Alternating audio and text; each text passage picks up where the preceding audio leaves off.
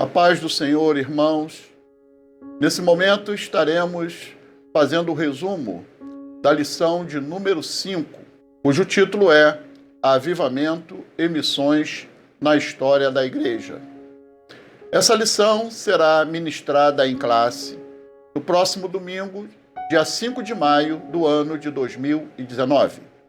Mas antes de começar o comentário, eu gostaria de agradecer de todo o meu coração a todos os irmãos que têm visualizado os nossos vídeos, que têm feito seus comentários e que também têm deixado o seu like, têm se inscrito. Irmãos, é por isso que continuamos esse trabalho, porque verificamos que tem alguma serventia, alguma utilidade para os queridos irmãos. E é isso que nos incentiva a continuar nesse projeto. Posto isso, vamos ver o que é o avivamento. A palavra avivamento significa ato de avivar, ou seja, de tornar mais vivo, mais ativo, mais intenso, despertado e nítido. Este é um termo bastante usado também no âmbito religioso, para se referir ao período de renovação espiritual experimentados pelos que têm fé. Já a palavra missão, ela é um encargo, uma incumbência, um propósito. É uma função específica que se confere a alguém para fazer algo. É um compromisso, um dever, uma obrigação a executar. No âmbito militar, missão consiste em realizar uma tarefa com um determinado propósito. O Senhor Jesus, em Mateus 28, 19, 20, deu a seguinte missão à igreja: ir, ou seja, não ficar esperando que as pessoas venham até nós para ouvir o Evangelho, mas ir até elas. Depois, fazei discípulos, isto é, fazer seguidores, imitadores. Conforme 1 Coríntios 11:1, Paulo diz assim para nós: sede meus imitadores, como também eu de Cristo. 3.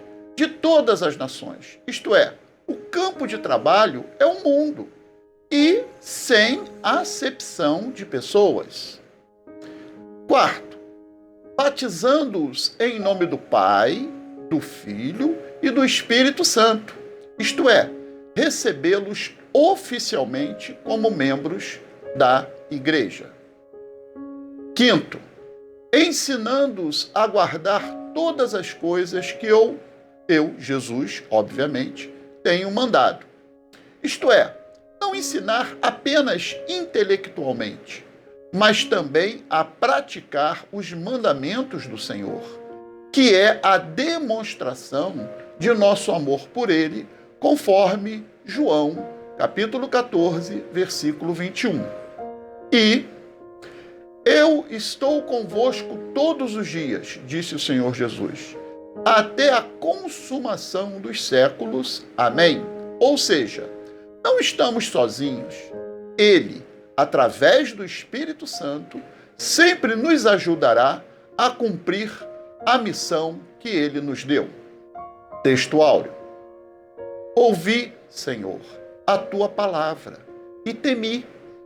Aviva, ó Senhor, a Tua obra no meio dos anos. No meio dos anos a notifica. Na ira, lembra-te da misericórdia. Abacuque 3, 2. O Salmo 85, versículo 6 diz: acaso não nos renovarás a vida, a fim de que o teu povo se alegre em ti? A verdade aplicada diz assim: quando somos confrontados pela palavra e nos arrependemos dos nossos pecados, Deus opera a renovação pelo Espírito Santo e nos traz o avivamento. Efésios 5,14 diz assim: Por isso é que foi dito: desperta, ó tu que dormes, levanta-te dentre os mortos, e Cristo resplandecerá sobre ti. O coro do hino 63 da harpa cristã diz assim: acordai, acordai, despertai, despertai, e cantai, sim, cantai, o Senhor não tardará. Eis marchamos para aquele bom país, onde o crente, sim, é Cristo quem o diz, com seu Salvador, para sempre ali feliz, vai com ele descansar. Objetivos da lição: primeiro, explicar que somos confrontados através da palavra. Segundo, mostrar que os grandes avivamentos nasceram após um retorno à palavra. Terceiro, esclarecer que, após vivenciar o avivamento, a igreja volta ao ideal da grande comissão. Os textos de referência encontram-se em 2 Crônicas, capítulo 7, versículos de 12 a 15. No capítulo 7, versículo 12, Salomão acabou de construir o templo do Senhor, e este lhe apareceu de noite e disse: ouvi sua oração e escolhi este lugar para mim, como um templo para sacrifícios. Capítulo 7, versículo 13, Deus, ao dizer: se eu fechar o céu para que não chova, ou mandar que os gafanhotos devorem o país, ou sobre o meu povo enviar uma praga, significa que tais males eram eventos naturais que tinham como causa o comportamento rebelde do povo.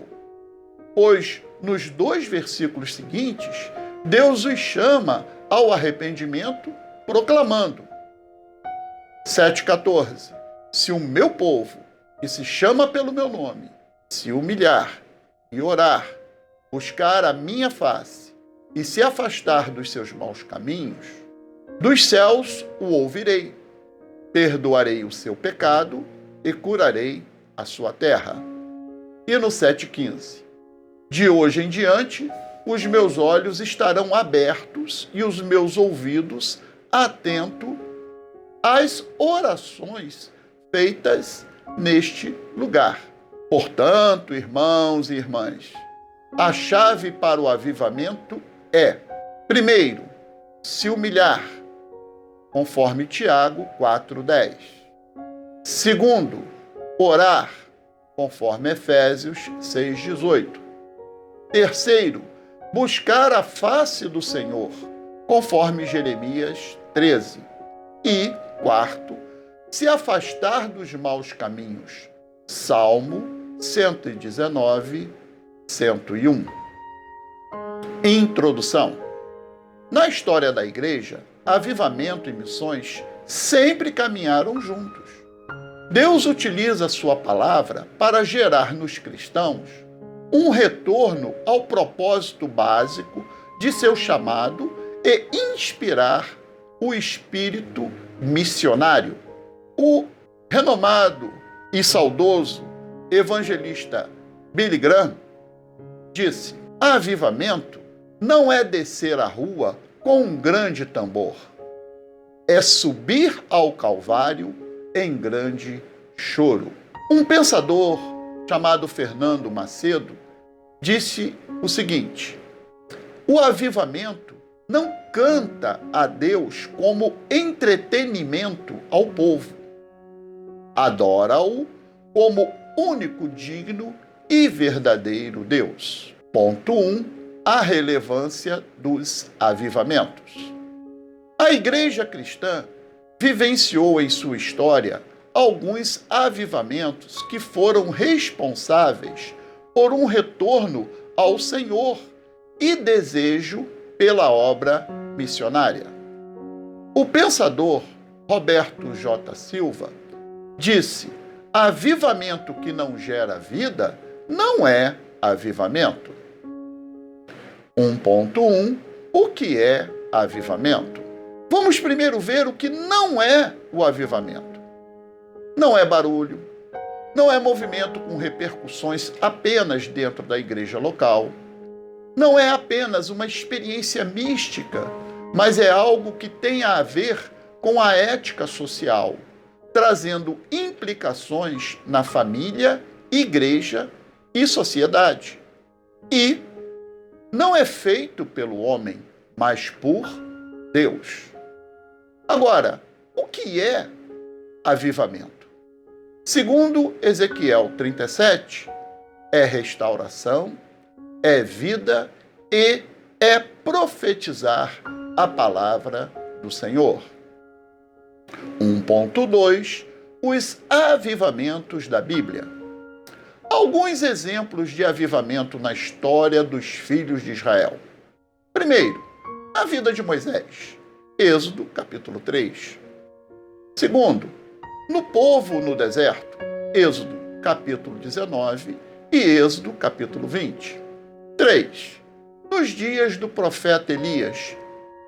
1 Reis, capítulo 18. 4. No reinado de Asa.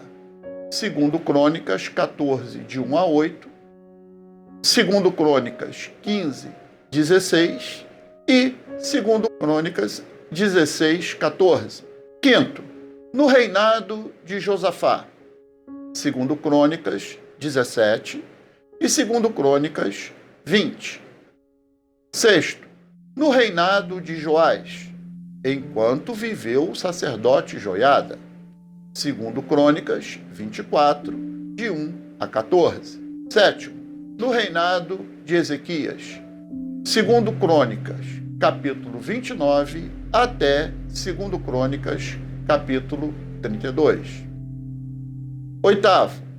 No tempo de Esdras e Neemias. Esses avivamentos estão relatados nos seus respectivos livros. E 9. No tempo de Macabeus, que é relatado nos livros apócrifos dos Macabeus. 1.3 Os avivamentos na história da igreja. Principais avivamentos após a Reforma Protestante. Primeiro, o avivamento promovido por João ou John Knox, que nasceu em 1513. Ele foi o fundador da igreja escocesa e muito justamente o chamaram de pai da Escócia. Segundo, o avivamento dos puritanos, liderados por Thomas Cartwright, nascido em 1535 e falecido em 1603. Os puritanos desejavam purificar a igreja, o culto, a família, a universidade e o governo à luz das escrituras. Daí o nome do movimento, puritanos. Terceiro, os separatistas, de Robert Brown, que nasceu em 1550 e morreu em 1633. Os separatistas ansiavam por uma igreja avivada, sem as tradições mecânicas da liturgia católica e anglicana. Quarto, os pietistas, liderados por Philip Jacob Spener, nascido em 1635 e falecido em 1705. Esse movimento ele era contrário ao racionalismo que dominava a igreja. Ensinavam a necessidade da santidade e de renunciar o mundo. Quinto, os morávios, do conde Nicolau von Zinzendorf, nascido em 1700 e falecido em 1760. Os moravianos são descendentes espirituais do famoso reformador João ou John Hus e eram conhecidos pelo nome de Os Irmãos. Sexto, os metodistas, liderados por John Wesley, nascido em 1703, falecido em 1791. Eles enfatizavam cultos com cânticos vibrantes o estudo e a pregação bíblica por leigos, a ação social e a santidade de vida. Sétimo, o avivamento liderado por Jonathan Edwards, que nasceu em 1703, morreu em 1758. Começou em Northampton e espalhou-se por toda a Nova Inglaterra e também pelas colônias da América do Norte, chegando também à Escócia e toda a Inglaterra. Oitavo, liderado por George Whitefield, nascido em 1714 e falecido em 1770. Ele era um pastor anglicano itinerante, que ajudou a espalhar o grande despertar na Grã-Bretanha e principalmente nas colônias britânicas norte-americanas. Seu ministério teve enorme impacto sobre a ideologia americana. Nono, Davi ou David Brainerd, cujas datas são 1718 e 1747. Ele foi um missionário norte-americano ligado à Igreja Congregacional e que tinha tendências presbiterianas. Ele fez um grande trabalho missionário com os índios. Ponto 2. A história da Igreja e missões. A Reforma Protestante foi apenas o começo do grande avivamento que Deus estabeleceria em sua Igreja para chamar as nações e povos para se render a Ele e participarem de seu reino. O hino 65 da harpa cristã diz assim na sua primeira estrofe e coro: Eis os milhões que em trevas tão medonhas jazem perdidos sem o Salvador. Quem irá as novas proclamando que Deus em Cristo salva o pecador? Todo o poder o Pai me deu, na terra como lá no céu. Ide, pois, anunciar o Evangelho, e eis-me convosco sempre. 2.1 A Igreja Primitiva e Missões. Na unção do Espírito Santo, Atos 1:8, a Igreja Primitiva deu início ao seu projeto missionário. Primeiro em Jerusalém, Atos 6:7. Segundo, Judéia, Galiléia e Samaria, Atos 9:31. Terceiro, os gentios são batizados no Espírito Santo e nas águas, Atos capítulo 10. Quarto, primeira viagem missionária na ilha de Chipre e a região da Galácia do Sul, Atos capítulo 13 e Atos capítulo 14. Quinto, segunda viagem missionária, Macedônia e Acaia, Atos 15:36, Atos 18:22. Sexto, terceira viagem missionária, indo para a Ásia Menor, Atos 18:23 até 20:38. Sétimo, Roma, Atos 23:11. 2.2 Missões da Igreja pós-Reforma. Logo após o início da Reforma Protestante, a preocupação maior dos reformadores foi de solidificar, principalmente na Europa, os seus princípios doutrinários, ou seja, os 5 solas, como já estudamos, e de fortalecer as denominações protestantes que passaram a existir, pois lutavam uma grande batalha contra a Igreja Romana, que reagiu instituindo a chamada Contra-Reforma, cuja maior preocupação era de reafirmar os seus dogmas e perseguir os dissidentes. Em função disso tudo, o esforço missionário não era considerado como uma prioridade, a ponto de, segundo o nosso comentarista, Lutero chegar a afirmar que a grande comissão, segundo Marcos 16:15, foi dada somente aos apóstolos e que o evangelho deveria ser difundido pelas autoridades civis.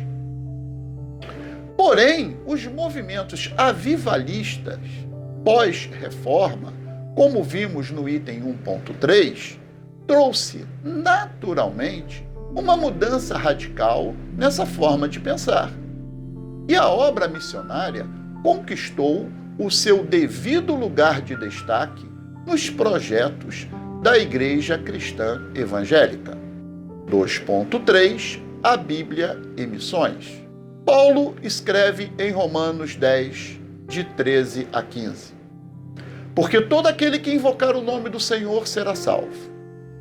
Como, pois, invocarão aquele em quem não creram? E como crerão naquele de quem não ouviram? E como ouvirão se não há quem pregue? E como pregarão se não forem enviados? Como está escrito, quão formosos os pés dos que anunciam o evangelho de paz, dos que trazem alegres novas de boas coisas. Portanto, irmãos e irmãs, é impossível, após um exame das Escrituras, iluminado pelo Espírito Santo, não ficarmos convencidos da importância vital de se fazer missões em todas as partes do planeta. Segundo a organização não governamental Jovens com uma Missão, também conhecida pela sigla JOCUM, um trabalho missionário deve cobrir as seguintes áreas. Primeiro, oração. Segundo, eventos missionários. Terceiro, assistência ministerial. Quarto, treinamento. Quinto, ensino. Sexto, estratégias de missões. E sétimo, finanças. Ponto 3, o movimento pentecostal. Durante séculos, a obra pentecostal tinha se arrefecido diante do secularismo da Igreja da Idade Média. Entretanto, após a volta da leitura da Bíblia e busca por uma vida de santidade, Deus derrama a plenitude de seu Espírito novamente, agora sobre a Igreja do século XX. 3.1 O batismo com o Espírito Santo. O batismo com o Espírito Santo. Primeiro, foi profetizado, Joel 2,28. Segundo, o batizador, ou seja, quem efetua esse batismo, Jesus Cristo, Mateus 3,11, Marcos 1,7-8, Lucas 3,16, João 1,33. Terceiro, aguardado, Lucas 24,49 e Atos 1,5. Quarto, objetivo, Atos 1,8. Quinto, realizado, em Atos 2,4, Atos 8,17, Atos 9,17, Atos 10,45 e Atos 19,6. 3.2 O revestimento de poder. Segundo o nosso comentarista, a palavra poder tem a sua raiz no grego dynamis, que dá origem a vários vocábulos no português, dentre eles dínamo, dinamite, dinâmico. Ela expressa poder ou capacitação para a realização de uma obra.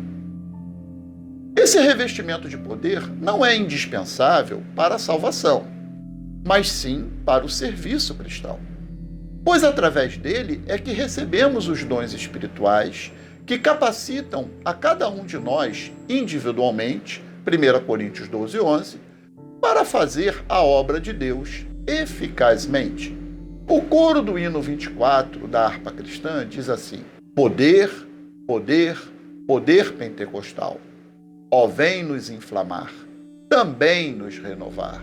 Ó, vem, sim, vem, ó, chama divinal, teus servos batizar. 3.3 As Assembleias de Deus. Daniel Berg e o pastor Gunnar Wingre, crentes batistas suecos, radicados nos Estados Unidos, eles tinham tido recentemente a experiência do batismo com o Espírito Santo e, motivados por um sonho profético de um irmão idôneo, viajaram para Belém do Pará e fundaram a chamada Missão da Fé Apostólica, que mais tarde receberia o nome de Assembleia de Deus, que, atualmente, é a maior denominação evangélica do Brasil e com trabalho de missões em diversos países do mundo. Conclusão: para que possamos viver o verdadeiro avivamento que vem de Deus, é necessário que voltemos à essência da palavra, nos arrepender dos nossos caminhos e viver uma vida de santidade. Somente assim, Deus voltará a fazer maravilhas na sua igreja nos dias de hoje. O pastor Paulo Macalão, de saudosa memória, afirmou em 1979 sobre o crescimento da igreja: a razão para o crescimento da igreja neste século XX está na ação do Espírito Santo na vida de santidade. Irmãos e irmãs, nesse ponto encerramos o breve resumo dessa nossa quinta lição. Mais uma vez, quero agradecer a todos que têm nos assistido. A paz do Senhor.